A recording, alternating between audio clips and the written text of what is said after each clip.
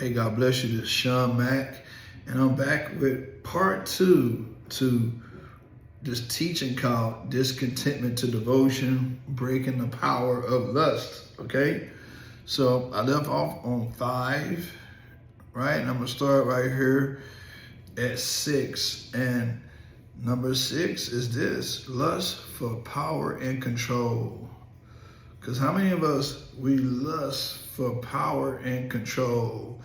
I mean, you know, there's an absence of power and control. There's discontentment there because we want power and control. We want either, you know, we feel some kind of way by controlling people or having the power to tell people what to do. You know, let's get into it, okay? Some don't lust for sex, they lust for power. And power is this. Well, let me say it like this. Power, lust shows up through manipulation.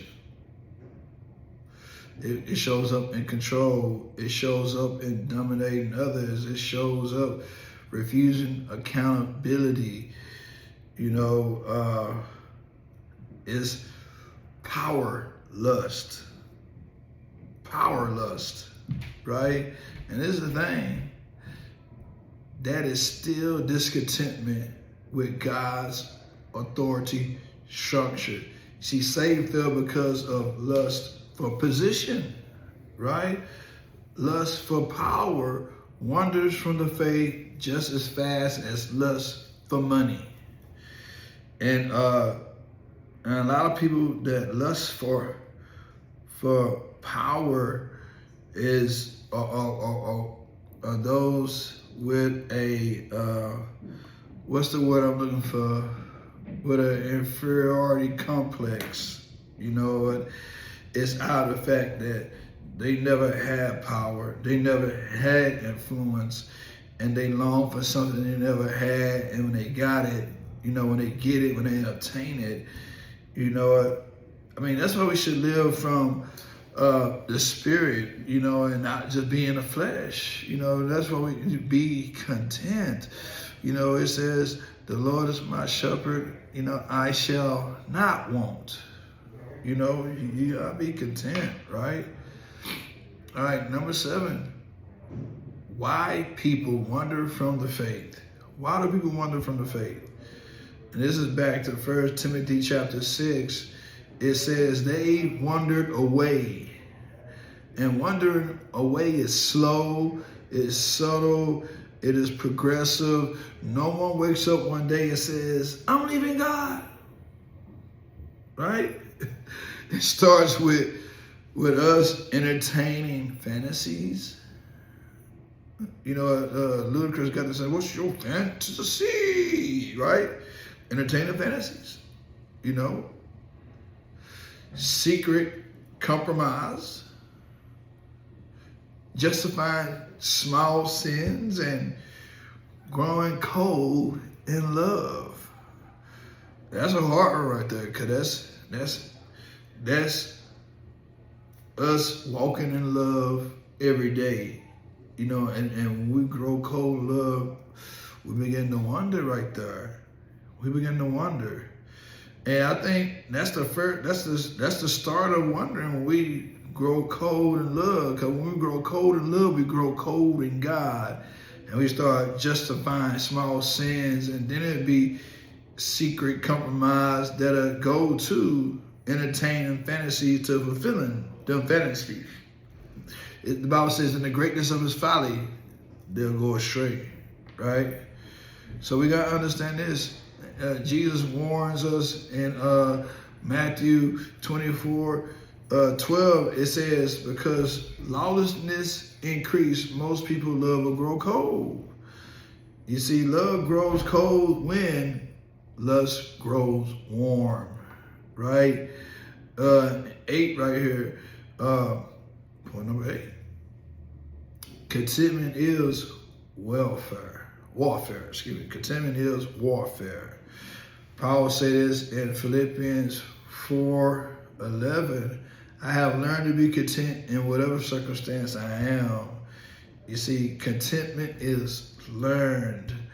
You must learn to be content without drugs. You must learn to be content without pornography. You gotta learn to be content without validation. You gotta learn to be content with one woman, or for a woman, one man. You gotta learn to be content with what God has given you.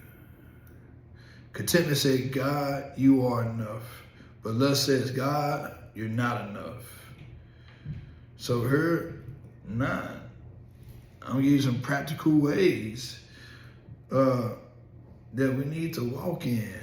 Number 1, we need to guard the eye gate. Job 31:1 says, I have made a covenant with my eyes. And this is the thing. You don't break lust at the act. You break it at the look, right? Number 2, renew the mind. Romans 12:2 says, transformation comes through renewing our thinking. Replace lies with truth. Here's the next one. Cut off access. You know what? We gotta delete numbers, block website, and avoid triggers. Check out Matthew chapter 5, verse 29 to 30. You know what? Cut it off, right? Number 4, stay accountable. Lust thrives in isolation. You gotta understand that. Confession breaks shame. And James 5:16 says, pray for one another. You know, it says, confess your sins to one another and pray and be healed. It's powerful, right? Number 5, rebuild covenant awareness. Daily, remind yourself, I belong to God. Now here's my final exhortation to men and women. Are you ready? Your wife or your husband is not the problem. Your flesh is. Your dissatisfaction is not about, him or her, their fineness, their beauty, their body, their personality. It's all about your heart drifting away from gratitude. You gotta remember that. Because flesh takes us away from covenant. Flesh takes us away from being content. The flesh is weak, but the spirit is willing. It is right here. In the same way Israel committed spiritual adultery when they chased idols, see, a man or a woman commits spiritual adultery when they chase after they lust. See, covenant love says, I will not trade eternal intimacy for temporary pleasures. I say it again, I will not trade eternal intimacy, I'm talking about my God, for any temporal pleasures. It's gonna pass away. Look at 1 John chapter 2, verse 17, it's gonna pass away, So, here's my closing. If you love him, keep his commandments. If you love him, guard your covenant. And if you love him, honor your marriage. And if you love him, kill your flesh. Walk in the spirit. God bless you.